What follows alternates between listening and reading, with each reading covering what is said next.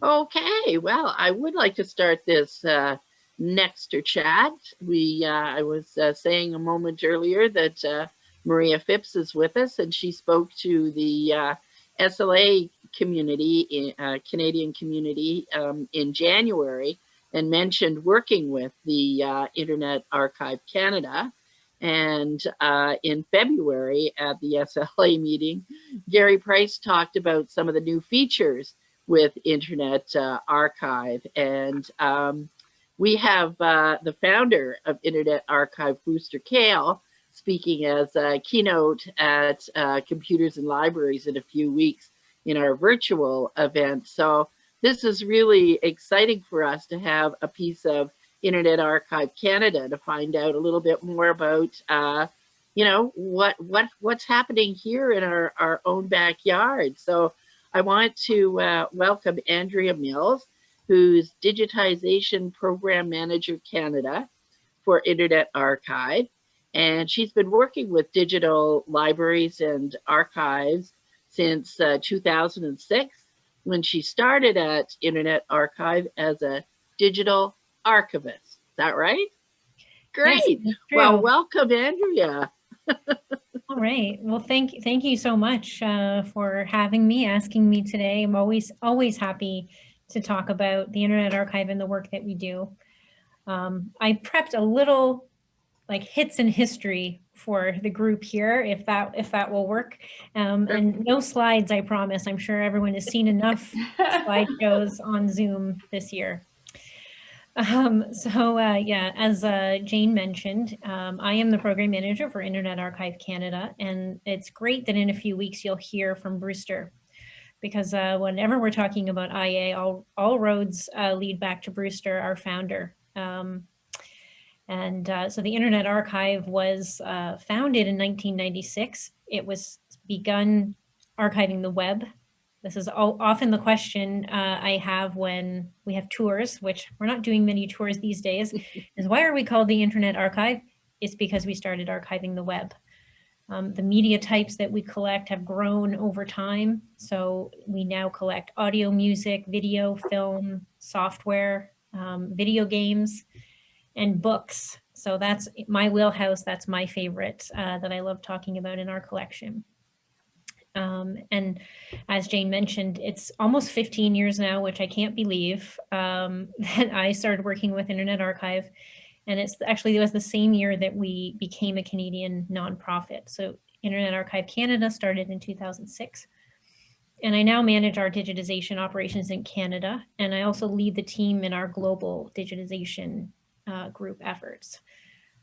So for a bit of context as to why I'm so passionate about IAC and what we do is I'm a trained fine artist, and I returned to school and academia and to study humanities. I became a teacher, and I'm a qualified teacher librarian.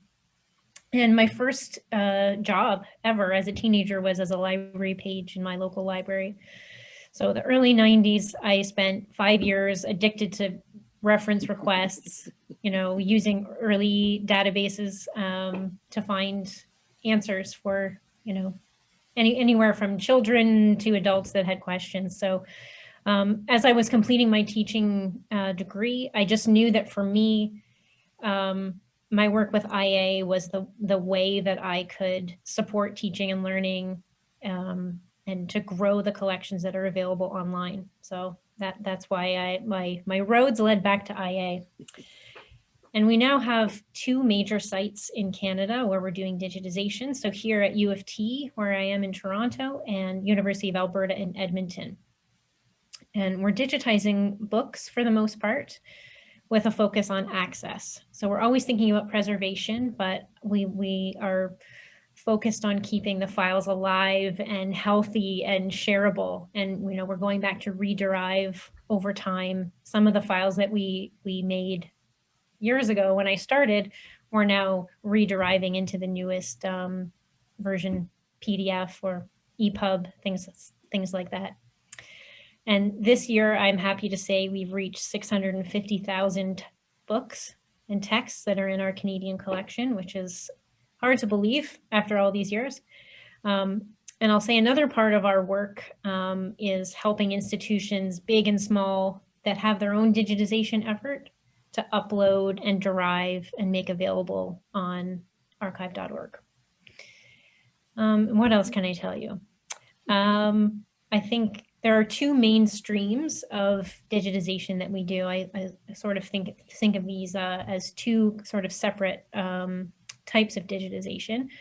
One is the access focused stream that we're working on material that is, not terribly unique in print, just not available anywhere in a digital format. So this includes our modern books digitization. I often qualify that as saying 20th century texts that are not available as an ebook. And we make those available through controlled digital lending.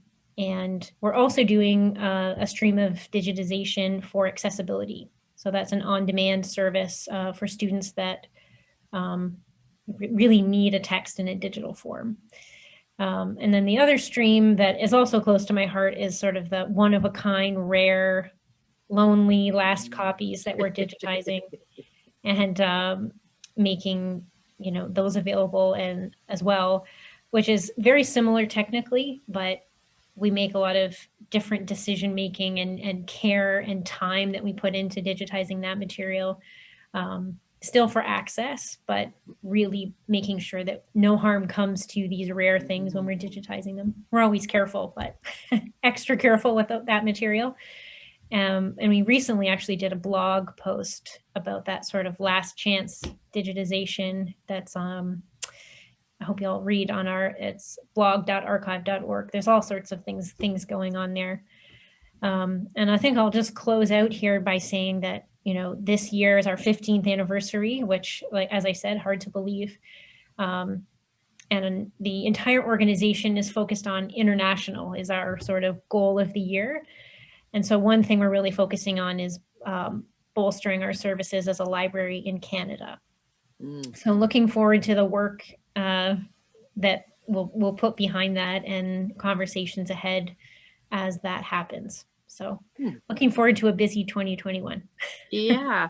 How do you actually decide what gets digitized? So all of our collection development is in collaboration with the libraries, archives, partners that we work with. So when we're working with Maria, it's her partners that are doing the collection development, or here at the library, the experts are choosing what to bring to us and we digitize. Yeah. I can ask a question. So I think also, Andrea, is it correct that you will digitize if I find a really old book in my collection, as I have some old German linen bound in that funny script from 1800, I can come to you and pay you to digitize it after I've done a search and the odd time, you don't have it. So I, as an individual, can come to you and pay. Is that correct? And have that digitized? That is true. Absolutely. And we actually have some movement on our OCR technology this year. So that Fractor, I think, is the script you're talking about, which we always had a challenge with doing OCR. We've made a switch this year from Abby Fine Reader to using Tesseract, and it's an active project. We have a community group actually that's working on our OCR, so we can finally do Fractor. Oh, okay. That's good to know because I have a few of those. And I think for the other, our group to know, I found a really old book again the other day from 1849 on the agricultural history. It had been written by a chap from the University of Guelph. So I went online to the Internet Archive to see if the book was there. And you had it. You had a later version than that. You did. And so then I wrote to the archivist, Catherine Harvey, I guess, and there's a new archivist at University of Guelph now, and said, I see it's on the Internet Archive. It's available digitally, but I have a copy in hand. Would you like it? So they agreed, yes, they would like to have it. So I'll get it to them. So when I have something really old, I always go to the Internet Archive, have a look to see if you have it. and then, you know, figure out what to do with it afterwards. Such a great resource. And I will just pick up that thread a little bit to talk about donations to the Internet Archive. So as part of our controlled digital lending project, we maintain a physical collection of books. And the reason we do that is it's there's a link between a digital book that we loan that is, you know, not in the public domain. We have a physical copy in our collection. So we're changing the format and we're lending the digital copy. So we have a physical collection of millions of books now that we collect, particularly material that is not in the public domain. So for you know 19th century books, we don't collect and control those books because we don't need to do that. We can digitize it and give it back to you when we're done. So we do actively accept donations, whether that's from libraries that are you know making changes to their holdings. So it could be thousands of books. For example, we had a amazing large donation from Trent University a few years ago. That was 250,000 books that were donated to IA. Or if you are cleaning your basement and you have a box of books, we have a process where we can accept donations of material that we don't have, and it'll go into our pipeline for digitization. That's really interesting. Amazing. What partners do you work with? I noticed on the website that there were a lot of universities in particular in Canada that you, I think, work with. Yeah, so we've worked with groups sort of right across the country, you know, from in the early years when we were starting out. University of Ottawa was a major partner. We worked with, I always sort of think across the country, Memorial University in Newfoundland and University of Victoria is a major partner of ours as well. But it's not just universities, you know, we work with, you know, smaller heritage organizations. So, you know, we've done small sets of books for historical societies. We've worked with really getting more into working with organizations in the GLAM area. So we've just started, we did a small project with our Art Gallery of Ontario. So sort of branching out into different groups. And I often get asked, you know, what is the smallest number of books in a collection that you'll do? And I just say one. You know, it doesn't need to be a large set or collection. And the other thing I'll say is trying to make things too complicated, I think will be the death of any project. So some groups and sites, if they're digitizing on a flatbed scanner, if you can do that, we can handle the files and drive them into an access format. So not everything needs to be a TIFF file. Yeah, trying to make it really equitable and accessible for anyone who wants to digitize. Go ahead, Maria. Andrea, can you speak a little bit about the Scribe Machine? Because I think what really captured me all those years ago when we came to you to do yearbooks, which is about 12, 15, 16 years ago, was that we had yearbooks to do. And of course, you can't do books well on a flatbed. And I looked around at different digitizing bureaus, and we worked with some that were doing documents for law firms. And of course, their answer was cut the spine off. Well, you know, we're not going to do that. So I found you. And I was just fascinated as to your Scribe Machine and its technology. Can you speak to that and how that works, please? Absolutely. So we use a photographic process. So we say scanning all the time. I catch myself saying it, but we're actually taking a photo of each page. So it's a 2-camera setup with a V cradle. That's about 100 degrees is the angle on the Scribe. So here I have my notebook here. It's a relatively safe angle for most bindings. And it sort of is a springed platform that allows for the glass. It's a glass platen that is just enough to spread the pages. So it's not putting an intense pressure on the binding. And even the, the rare books library here at U of T, we've done almost 20,000 of their titles. They let us put them in the machine. And it has an overhead lighting setup. And the way the operator uses the machine is with a foot pedal that raises the glass up, and they can manipulate the book and turn the pages. And in the early years, before we engineered and designed and engineered the Scribe, we tried other models and other technologies at the time, from the vacuum arm to the robotic arm. And, they're great, but there's nothing better than a clean human hand, even for preservation purposes when we're talking with the archivists and things like that.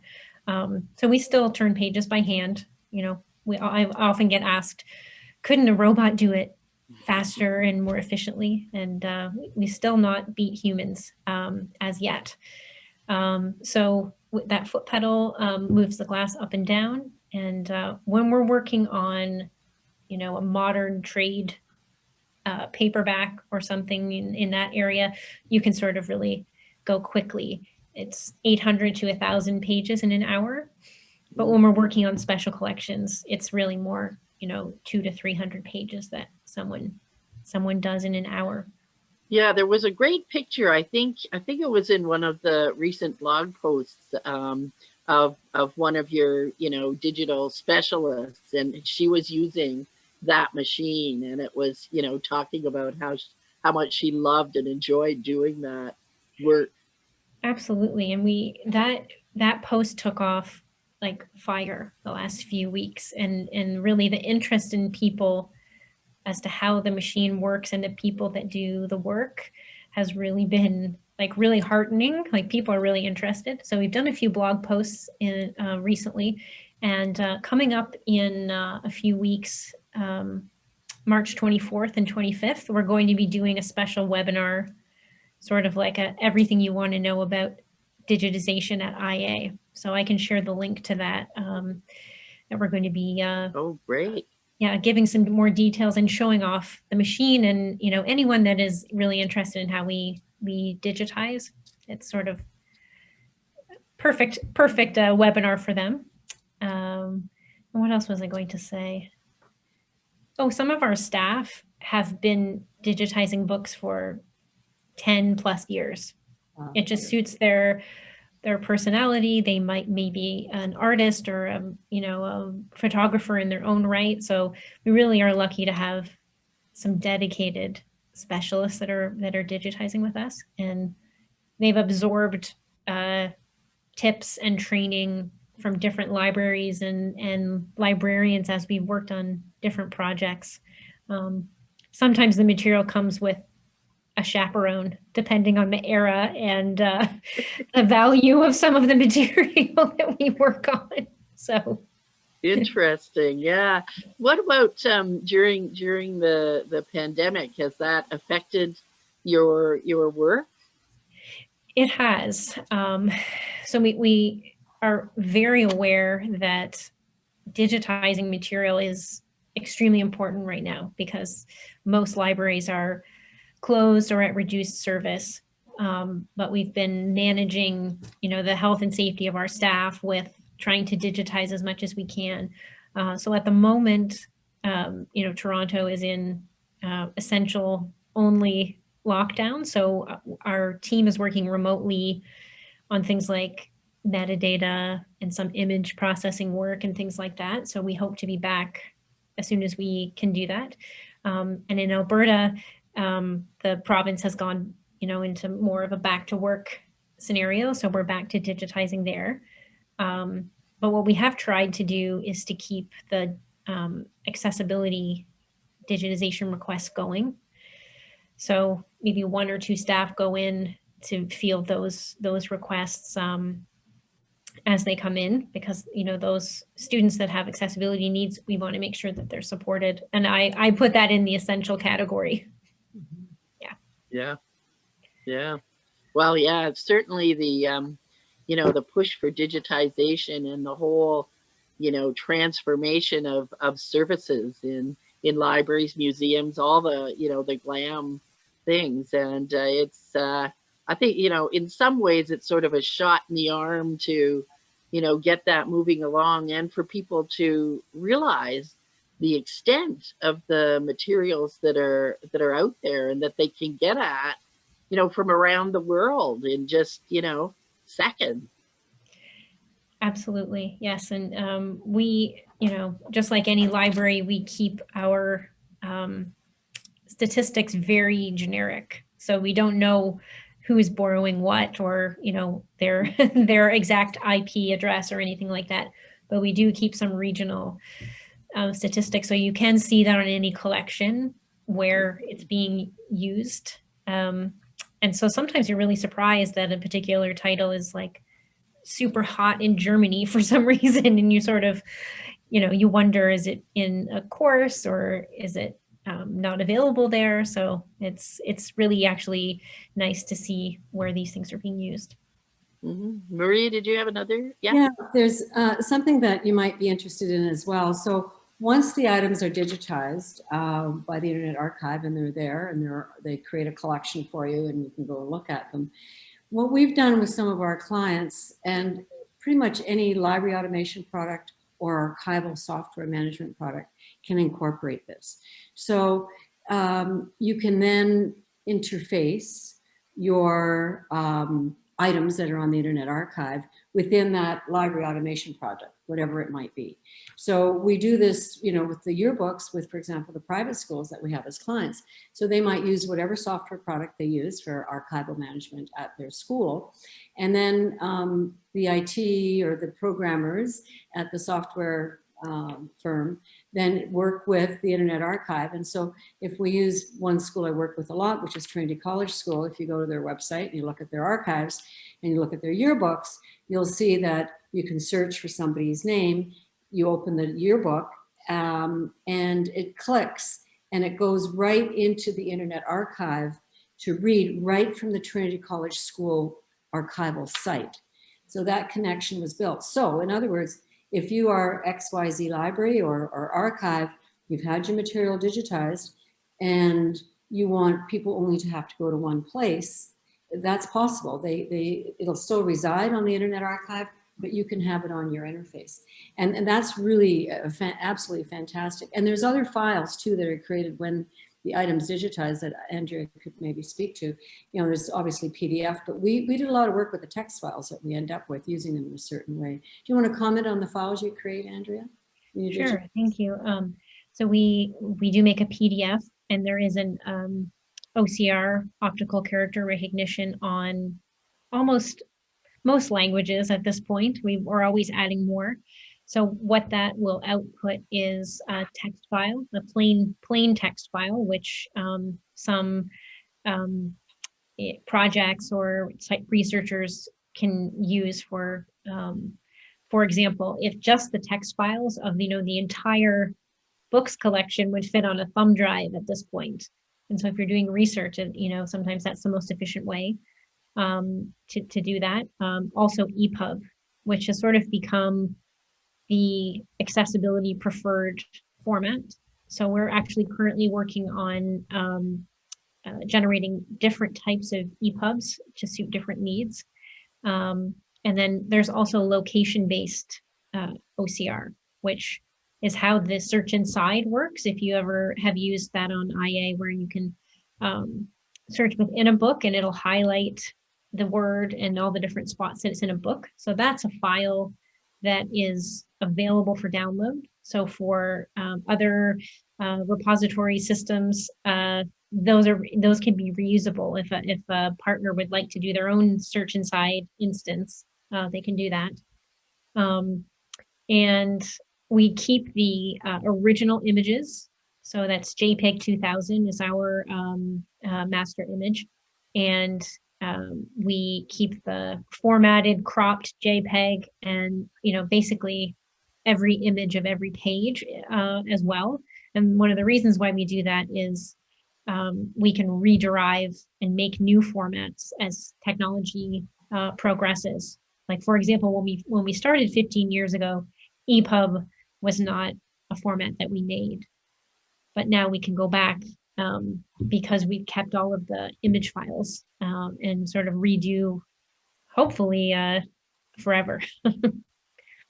Andrea, do you work with any groups with local history collections, like, more municipalities or, towns or cities or whatever? Yes, we have. We've done, like, for example, the city of Peterborough, we did their city directories, which is always a hot, no matter where we work, whether it's the United States or Canada, city directories is always a really attractive subject area. And we, who else was I thinking of? Ontario Genealogical Society, we did some work for them. And I always find that material really interesting. Like I think the OGS, we did some Toronto workhouse material, which was handwritten. And so the way that we collaborated with that group was they of course have volunteer power to do transcription. So they were able to hand key the transcription of the handwritten file, and we've uploaded it and it's available along with the images on IA. What about newspapers? Do you get into newspapers? We do. So we've done well, some of the schools that Maria works with. We've done, if they've had a campus newspaper, we've done those. A lot of the university newspapers we've done, and we actually have some active projects from our University of Alberta center that are working on local newspapers, and there's actually really live, interesting one that is sort of the C magazine, which was sort of like the local culture free newspaper in Edmonton. They're just fundraising right now to do digitize the full run of that paper. So yeah, well, it makes me think, because so many newspapers are disappearing, that it would be great to have some of those historical ones. I'm thinking we're back at just a Richmond Hill, up the road. But yeah, interesting. And I will take the opportunity to throw it out here that if there are any newspapers that are on microfilm, that if a public library now owns it, or if it's a publisher that is up for it, if it were donated to Internet Archive, we can see about digitizing it. Ooh, I'm so happy to hear that. Thank you. Yeah. Wow. So Rebecca, did you? Yeah. Go ahead, Thaddeus. Great, thank you. I'm sorry I had to go away there, and I hope I'm not being redundant of something that's been discussed, and tell me if I am. This is a little bit convoluted, so bear with me. The general range of the question is accessibility.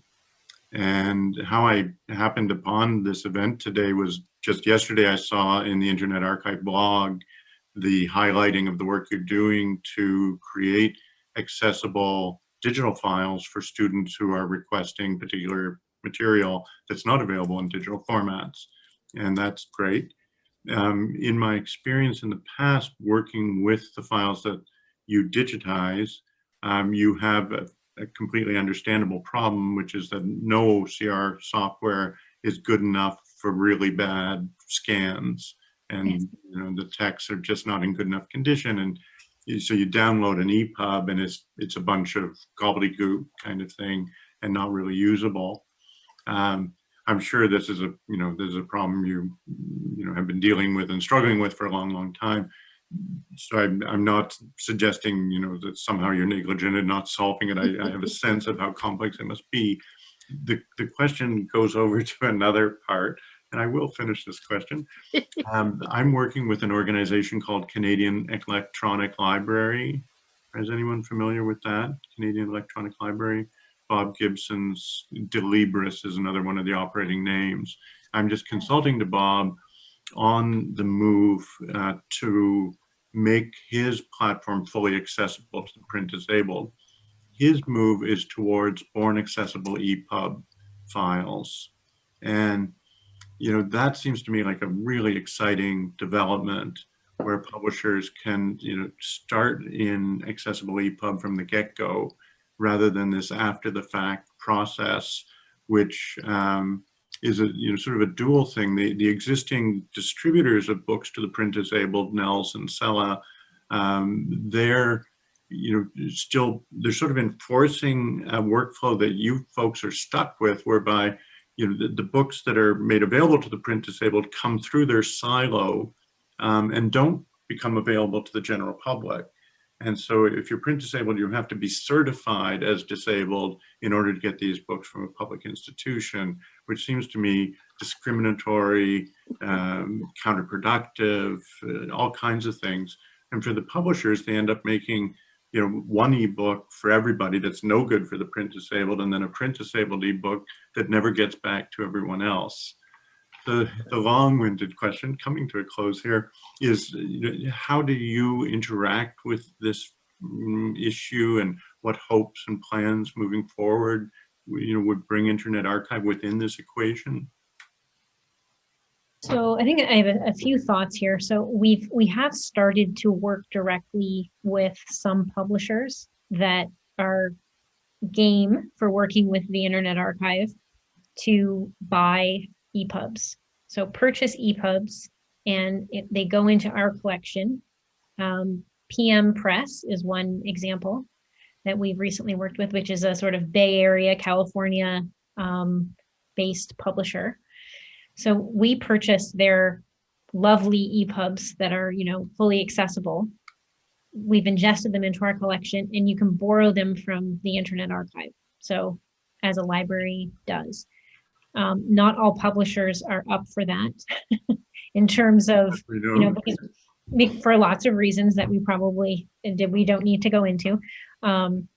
So I think we would love it if those born digital versions would be available to us to buy.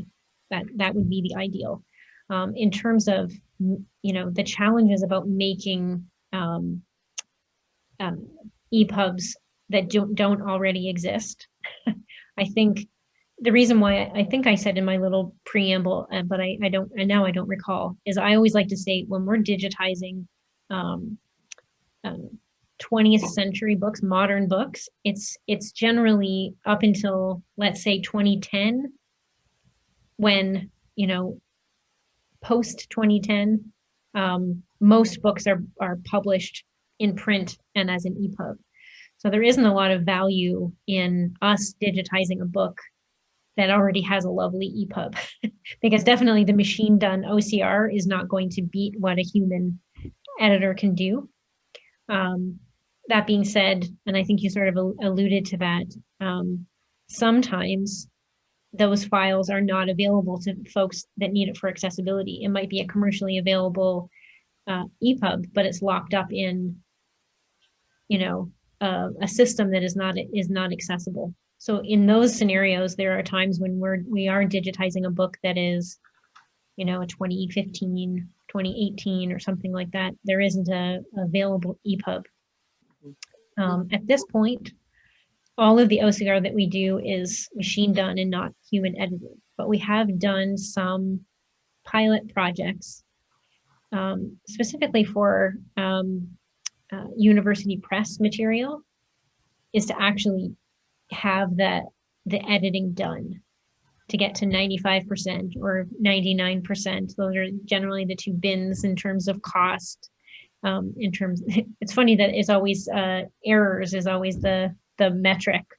So in some ways, for accessibility, I would love to see us, maybe I'm speaking out of turn, this is just me dreaming, provide a service where we could do some editing on titles that we are digitizing, or is it something that we can make available for the community to help with? You know, people power is always very, very powerful. So yeah, I think I could talk about the accessibility piece in a whole separate hour because I think it's something really important and close to my heart as well. Interesting. Rebecca, were you going to comment there? Oh, am I unmuted? I was just going to ask about, because you referred to the robots, Andrea, and that it's still preferable to have human hands. And I just wondered what changes do you see coming with technologies and particularly with any artificial intelligence or machine learning technologies? I would say in particular, it's the processing step once we've done the digitization. Like, for example, when we first started, the operator on the machine would take images of every page and then have to do a crop box on each page. And it was painful and it took forever. And so what has come on now is that is all automated. The detection of where the crop boxes should go. We do an auditing pass to check on the machines to see how they've done. But things like auto detecting the page numbers, the page types, like where the chapter assertions are, even down to finding a blurry page, or if a hand is in there, so that we really only work on a book one time. It's as perfect as it can be on the first pass, so we're not going back to do corrections and things like that.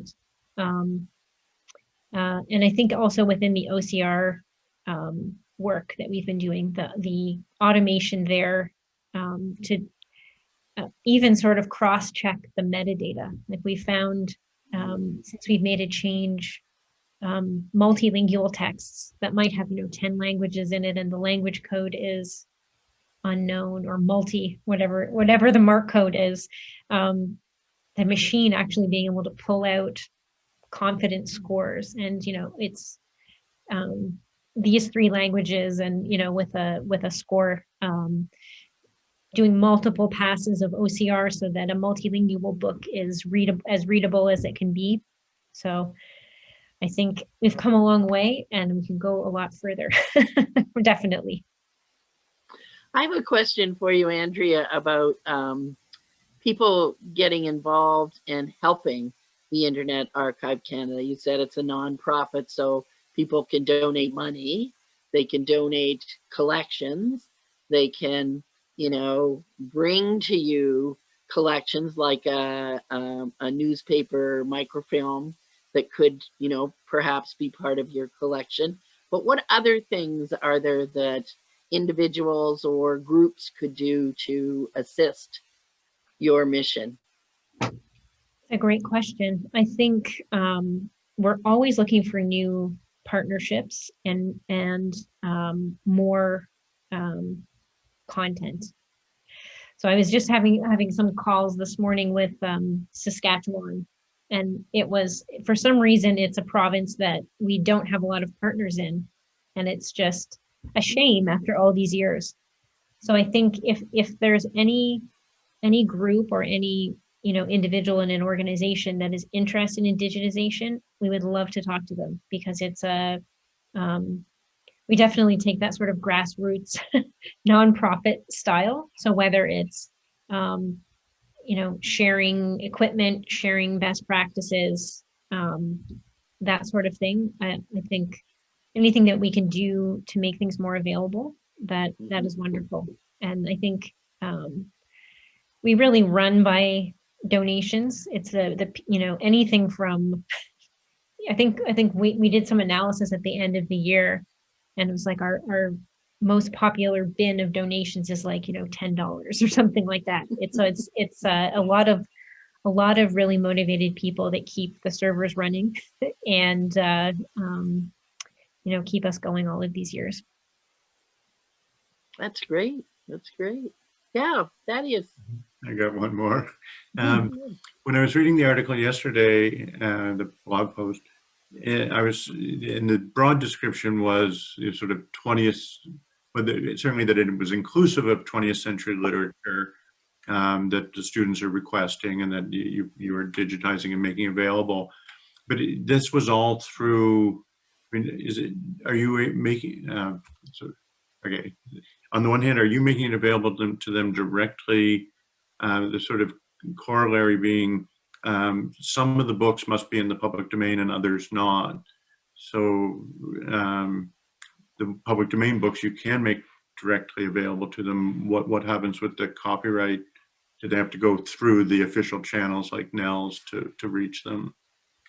Yes. So, well, I will qualify that, I think, at second in a second. So for the most part, when we're doing digitization on demand, it's with a partner library or organization that is qualifying people, usually students. So it's obscure to us who is making the request. We don't know, we're sort of like keeping distance from the person making the request. And like here, where we're working with OCL, so Ontario Council of University Libraries, and Scholars Portal service is the accessible content e-portal. So that portal is the service point for students that make requests. So we do the digitization. The material is not available through IA directly. It's available through this service that is a repository that is you're qualified to be part of. The same similar repository in the United States that's kind of on a pilot project at the moment is called the EMMA repository, which I'm forgetting my acronyms this afternoon. So that's a collaborative project with University of Virginia and 7 other universities in the United States. And we're on the repository side, it's IA, HathiTrust, Bookshare. And it's this repository of remediated texts so that once in the United States, they call them disability service offices, make a remediated file, like a fully tagged, hand edited version. It goes into this repository and other offices can have access to it so they're not starting from scratch each time. And the way that IA interacts is that we're providing our digitized copies from our 20th century collection as a raw material for these professionals to do their remediation. So it's already digitized. They probably have to add functions for the users with the most need. And then it's through that repository that the DSOs, they call them in the US, retrieve the file and then pass it on to the student. So those are the 2 major projects that we work with where we are not delivering the files directly. We do have what we call our qualifying authorities program at the Internet Archive. And what that means is a library that provides, or another organization that provides accessibility services and is doing that qualifying action as to, determining if someone needs service. As long as they're qualified by our friend organization, it's qualify someone for access to material on IA. And then we also have, which I will call out, if you know anyone that is unattached, so you're in that space where your public library doesn't provide accessibility services and you're not a student of a university, there's a group called the Vermont Mutual Aid Society that is a library group that is qualifying unaffiliated researchers that have accessibility needs. And that qualifies you for privileged access to material on IA for accessibility. Just Wow. on that one, so if the book, do you make a determination if the book is in the public domain, and then if it is, also just put it in the IA library? So that's always a challenge. So in the US, it's a little bit easier because the copyright line is 1925 now. So anything that's published 1925 and previous, it goes into the open collections. In Canada, we have the life of the author plus 50. I think soon to, unfortunately, be life plus 70, but we'll see. Cross your fingers on that. So we work with our library partners to make that determination. So IA itself, we don't do copyright research if it's post 1925, it goes into our controlled collection. So you can only borrow it. You have to get on the waiting list if someone else has it checked out. But some of the libraries that we work with that have a copyright clearance process, they are clearing titles or helping determine that their materials in the public domain. Thanks very much. Wow. You certainly do lots, and it's as you say, it's something that has continued to grow and develop, and the technology has certainly helped you in that regard too. Yeah. What would be the next technology that you hope will help the digitization and the processing and moving this more into well, Rebecca introduced me to this word today, which is phygital. PHY for the physical, and the other part for digital. So a merging of the physical and the digital. And actually, Rebecca, after we talked today, I heard about Microsoft's new mesh technology, which again allows physical and virtual. So it's, the stuff like that that's coming quickly. It makes you wonder about what can help you in the future. Absolutely. I at our one of our super centers where we're digitizing modern books, we are accumulating what we call futures, which is just a name that we came up with, which are things that we'd like to digitize, but usually because of format and things like that, we can't quite pull off now. So what we're saving them for the future. And some of the things that really hit me are like children's books that have a really 3D component, or like the little doors that open and things like that. We have managed to do some material in that category, but it sort of can almost take you all day to figure out the order of operations, like to when to open the little door. So I'd say that, and we often get asked about 3D objects and how to digitize that and represent it online. So I expect that will develop, especially as, often these projects are sort of going in passes through the library. You do the sort of low-hanging fruit first, and then you go back for the rare material, Yeah. and then we're going to sort of filter down to the real toughies. Yeah. Andrea, who's the leader in this area? What nation is really leading this? In terms of digitization? Yeah, in terms of a public national archive. That is a good question. I think, some of the Scandinavian libraries have done a great job. I think Canada, we hope to get there.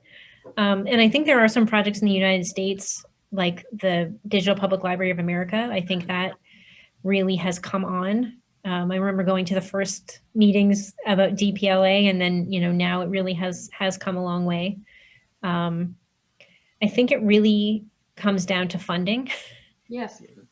And even funding, making sure that you fund metadata. If I can just be political and say that here, it's great to digitize, but making sure that you budget for metadata is just, I'll just say please when we're budgeting for projects. And discovery, like you could digitize absolutely everything in a library, but without investing in the discovery layer, it's like sort of good luck finding it. Absolutely. Oh, that's great. I like that. Moving forward, I think those are really key. Right. Yeah. Well, I think it's a huge problem in Canada, because in the US, and even in some of the Scandinavian countries as well, there is real investment in this. And whether it's coming through the library sector or, IMLS is huge, Gates has been huge. And when I explain to our American colleagues that we have nothing like that. We have little ministry grants. Mhm. Yeah. And so we have been working with the National Heritage Digitization Strategy. So IA is part of the advisory committee. And we're still working away. There has been some restructuring of the group this year, which I think is great, and I think will open up the potential as to what that group could do.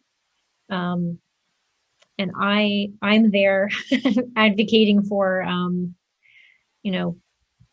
organizations of all sizes to have an access point, so that it the big academics already have digitization underway. They have repositories and discovery. It's the folks that are in a small heritage organization that I'm there to advocate for too. So hopefully this year we'll have some more movement, and I still have hope for our national strategy. That's great. And hopefully, if you find ways that, our library communities can assist with that, you'll make sure that we know and can let everybody else know how we can improve that situation. Absolutely. I think later this year, it's nhds.ca is the website. I think I anticipate more working groups and ways to interact with the initiative. I'm really hoping, especially as I said, the smaller orgs. I really have faith that there will be subgroups and a way to be heard and make an impact in that group. Well, maybe when you know more about those groups and there's more people involved, we can have you back to talk with us again and sort of get more of the word out to others. Just one last question from me. I was, you mentioned too the people community, the throwing it out to get people to assist, and was thinking of the Library of Congress, who had so many pictures and stuff, and the Smithsonian that had so many objects that they couldn't deal with, and they sort of threw them out there and said, help us describe what this is, or who this is, or where this was, or something like that. And are there ways that you can do that with Internet Archive? We haven't done that as yet, but I will take that away and see what we can think up, because it is, I've watched the different projects, like with the Smithsonian and Library and Archives Canada has had a crowdsourcing project. I mean, we definitely don't have a lack of material. And I apologize that I didn't see Bronwyn's hand before Jane asked her question. So Bronwyn, go ahead. Thanks. I was curious, going back to the OCR, and you're switching from Abby Fine Reader to, is it Tesseract? That is right, yeah. And is that completely you're switching over to the other product, not just for the complicated German script, etc.? So it's for all of the OCR we are doing. So we had a custom Abby Fine Reader server, let's say, for years and years, but we finally sort of kicked off a group that can handle. You sort of really have to be actively training Tesseract and continually working on it. But it's already had an effect on. I've gone back to redo some, especially multilingual titles that we did years and years ago, and much better results with. And you're not, if I understand correctly, you're not having someone do the quality assurance on each OCR, correct? It's just the machine. It goes through the machine, and that's that, more or less. That's right. Yeah, we're just as we're developing the new workflow, we are doing QA. Like we're doing comparison studies. Like some of that is automated, but we are doing some comparison to for general quality, and also against what the Abby output was. Okay. because I'm doing some OCR at my work, and yeah, it's a bit soul destroying in terms of I'm doing the QA on the OCR with Abby Fine Reader. So. Yes, and I can't remember now whether it was Abby or Tesseract, so I won't vilify one or the other. But I was working on I was working on an EPUB for accessibility, and it was like every D in the entire book was a B, and you were just like, how will I overcome? So I've been through the pain myself. And I have just one quick follow-up, and I know that this is probably something you can't quite answer right now, but with the proposed copyright law changes, is that going to potentially change what you do digitize or your priorities in terms of digitization if it does go through to the 70 years? So what I'll say is in Canada, because the date is variable, it's not as straightforward as the US, where it's just sort of like pre-1925. We have a much smaller number of materials that are sort of post-25, but in the public domain in Canada, because you sort of have to do the research on every single item. But I think it could potentially cool some projects in terms of that last 20 years being in flux. So we are going to participate in the consultation. I guess we only have a few weeks left before, I think it's due. Due end of next week or something like that. Yeah. So, exactly. Glad to hear it. Yeah, so we're working on it because I think the proposed extension reduction. I think it's funny when they say it's an extension when it's actually a reduction for people that care about these things. You know, it reduces the potential in terms of what we can digitize. But I think the copyright renewal component of that last 20 years has some potential. So we will weigh in on the consultation, but hopefully something can be done, but we will see. That's great, Andrea. We appreciate all the work that you do, and really appreciate you having this conversation with us today, because certainly we've learned a lot, and we know that there's a lot sort of going forward. So we'll have more conversations about digitization in the future. And in the meantime, I think that's we're at the end of our sorry. I'm just disappointed that more public libraries and museums and archives were not on this call, and I'm going to flog the hell out of it. Me too. Sorry, Thaddeus, what were you going to say? Last question, metadata, is it strictly MARC records? So the majority of the libraries we work with, we just hook into the ZEV39.50 and we can query and grab the records. But especially when we're working with archives and other metadata systems, we just need a spreadsheet of metadata in order to create records. So according to what standard then? So we're generally agnostic to standard. We have a certain set of basic fields, but we can handle, like if you have it in DC Dublin Core format, we can work with that as well. Great. Very good. Excellent. Well, thank you again. And thank you. You can't hear us so well,